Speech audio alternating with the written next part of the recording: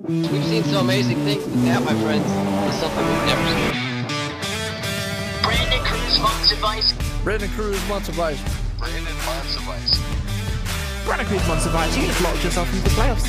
Nice. Got it. Talk with old Brandon Cruz Month's Advice. Completely speechless, to say the least.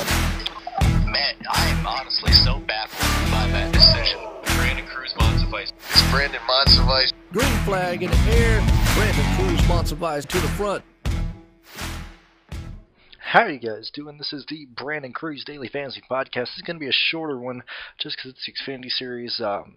All the detail goes into the Cup Series, but I will run down what I have right now for the ISM Raceway race for Saturday, March 9th, the IK9, whatever it is. Okay, so a little bit of backstory right now. Phoenix is a track that I have been to 13 times now. And I'm going to have some pictures, obviously, going through this just because they'll just be playing in the background. And they're the only ones that I have on this computer. I have other ones saved on another computer.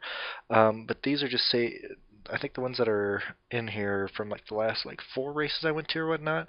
It was the 50th anniversary of Gordon's last trip there.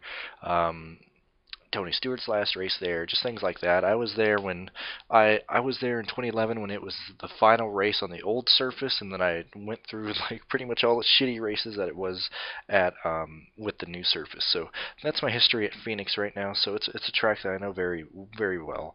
A little preface before before we talk about tomorrow's race, I don't want to call people the R word, because that word can hurt people. I'm not that big of an asshole. But, man, are people drinking milk out of a rusty bucket? How the fuck do people think there's going to be pack racing tomorrow? Are you crazy? Listen, I've been to Phoenix more than most people. There's not pack racing at Phoenix. I don't know what these people are smoking and whatnot. But I'll get into that rant tomorrow when I'm making that video for the Cup race on Sunday. But anyway, let's get down into the Xfinity Series. So let's talk about Kyle Busch. Kyle Busch is God at this track. Okay, he has 10 wins here. Yeah, I fully expect him to whoop ass tomorrow. And I fully expect him to win the race, honestly. So that's pretty much all you need to know about Kyle Busch. If you need me to tell you that Kyle Busch is good here, you need way more help than what I can give you. Also, Christopher Bell is Jesus here. Okay, so you see where I'm going. Kyle Busch is God. Christopher Bell is Jesus. I don't think we have a Holy Spirit in this one, but those two guys are the contenders. Everyone else are just a bunch of pretenders, and I think it's going to be a race between those two. Christopher Bell knows how to race this track. He's great here. He's great in his own right, and then Kyle Busch has won at this track and pretty much anything he's ever driven here. I mean, those two are absolutely my favorites going into tomorrow's Xfinity Series race, regardless of where they start. I honestly think it's going to be one of those guys winning. And then I'm going to go over practice speeds, what I'm going to be going. Let me just hit through my notes some more just so you guys know what I'm looking at. So, did you guys watch the practice broadcast for the Xfinity Series race? What a waste of time that was. Halftime, they were just showing off the changes that Phoenix has made to the track. And, man, they really didn't show a whole lot of racing. And I love that for a fan's perspective. I hate that for DFS purposes. And that's pretty much what NASCAR has turned into now. I end up hating it. I end up hating the broadcasts more as a DFS user than a fan. I like it as a fan, so whatever there. I do plan on going to the Phoenix race this November with all 3 series on there. I don't see a reason, after going to so many, I don't see a reason of even going when there's just 2 series there.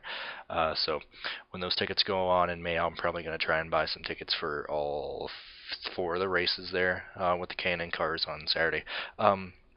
Okay, so let's talk about some of the cheap guys. So let's look at Matt Mills right fast on DraftKings. Ladies and gentlemen, look who he's around. If you bring up the roster right now, Matt Mills is the second cheapest driver on here. He is 4,900 points.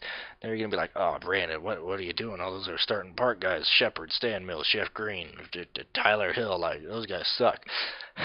Matt Mills in the 5 car, he is not a starting park driver. He's just there because he's been overqualifying and he's been finishing bad. He got 12 points this last race. He got 9 at Atlanta and 23 at Daytona.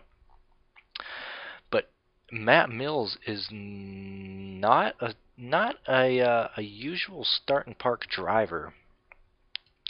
I need to see how many laps he's made. I'll probably do that tomorrow when I'm making my lineups. But Matt Mills is beating 8 other start and park drivers. Yeah, sure, he might not be the best punt that you could have, but at least he's running more laps than like Morgan Shepherd and other guys. So let's just keep that in mind and see where that goes. And then we got Josh Bellick, or Bellick, whatever it is. I don't even care anymore. He's a fucking start and park now in the 93 car. Ronnie Bassett Jr., 5,600 on DraftKings. He's driving the number 90 car. He's a guy I'm interested in for salary relief. This is his first race this year. He's in a car that isn't too fast, but it isn't dog shit. He's pretty decent in practice. I think first practice he was like 26 or something when I was looking at it. I forgot what he was in the second practice, but I'm very interested in seeing how Ronnie Bassett qualifies tomorrow to see if I'll use him. And Ryan Truex is in the 8 car, a junior motorsports car, and DraftKings has not adjusted for that. You know, he's just labeled as if he was driving the 11 last year. So I think Martin Truex is a must start if he qualifies 18th, 15th. Hell, I think he has a top 10 car, top 8 car really. So I think Ryan Truex is a must play. I think he's going to be very, very chalky for people who actually know what car he's in. So we'll have to see how he does. And then I really like Gray Galding this week in the 08 car. I got to see, like I always say, guys, we got to see in where they qualify. But I like Gray Galding on the outside. And I like I like John Hunter Nemechek this week at Phoenix as just guys that I'm looking at before qualifying. So those are some punts and some guys that I like. So we got the 2 Jesuses, Kyle Busch and Bell. Matt as a possible punt. Ronnie Bassett Jr. as a possible punt. Ryan Truex as just chalk in general. And then Greg Galding as a low-owned value play. And then John Hunter Nemechek as a higher-end, and I think a low-owned guy. I think he's going to qualify around 8th or 7th and scare a lot of people away from picking him tomorrow. And I think he's easily going to finish 3rd. I think he has a top 5 car at this track. And so those are the guys that I'm looking at there. Looking at practice speeds right now. So Austin Cindric is very, very fast, but I think Cindric's going to end up Cindric might end up getting the pole, actually. And why I would like to pick Cindric, we got Kyle Busch and Christopher Bell in here. I honestly believe one of those 2 guys are going to win the race. I don't know if I can put both of them in a lineup. I haven't tried that yet. I haven't tried making any lineups, but right now Kyle Busch is basically 15,000 and Christopher Bell is 12,000. That leaves 5,700 per person if you put them in each. So you're going to just be stuck with punts. I'm not sure it's very feasible to put them both together, but we shall see. But I think those guys are going to win. So Austin Cindric, it really doesn't work for me, although he might have a really fast car. And I like Chase Briscoe, but I think he went up because he started so shitty last week. So those are pretty much the only guys that are staying up from practice 1 for me right now. And then practice 2, yet again, Cindric's on top at practice 2. It's Christopher Bell and John Hunter Nemechek, Ryan Truex, and Kyle Busch. Those 5 guys are guys that I've already told you that I like. Other people that I'm kind of interested in is Ray Black Jr. Ray had some good speed, and he ran 23 laps in the second practice. I think he might overqualify because Ray has been starting in the top 25, and he's really not very feasible past that point where he's starting. But if Ray Black Jr. starts in the back, oh hell yeah, I'm putting him, and he actually has a sponsor this week, so that's always nice. Whataburger is sponsoring David Starr, so I expect David Starr to run the full race as well. If he starts in the back, I'm very interested in David Starr. And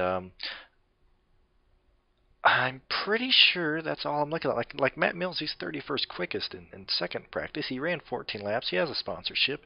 If he starts 35th or something, dude, pick Matt Mills as your punt. He might finish 28th, but he's a salary reliever like crazy.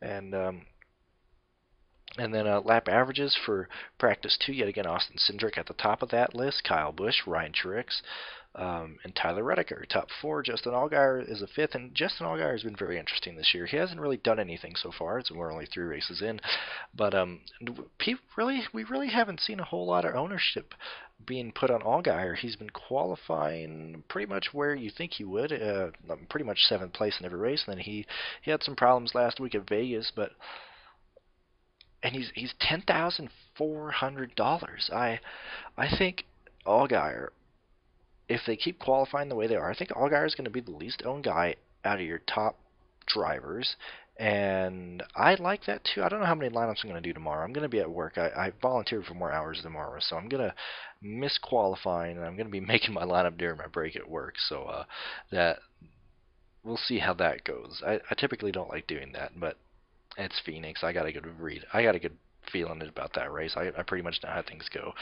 So I'm not too worried about watching qualifying, but Allgaier, I think he's a really, really low-owned guy that you could have that might end up doing well for you. And that's really it right now. Brandon Brown doesn't... Oh, man. Brandon Brown has been doing really good, and I really like him, but he's been qualifying too damn good. If I can find out how much this guy is on DraftKings, I will give you more fucking information. Where is he at on DraftKings? He's 6,400 on DraftKings. He started 11th the last 2 races. Man, if this guy can frickin' start 25th, Brandon Brown is a lock in that 86 car. And that's pretty much all I have to say. The other video will be up. I will record it tomorrow, and if you guys have any questions or anything, message me on Twitter and just let me know. Comment on this video, and thank you guys for listening. See you in the next one.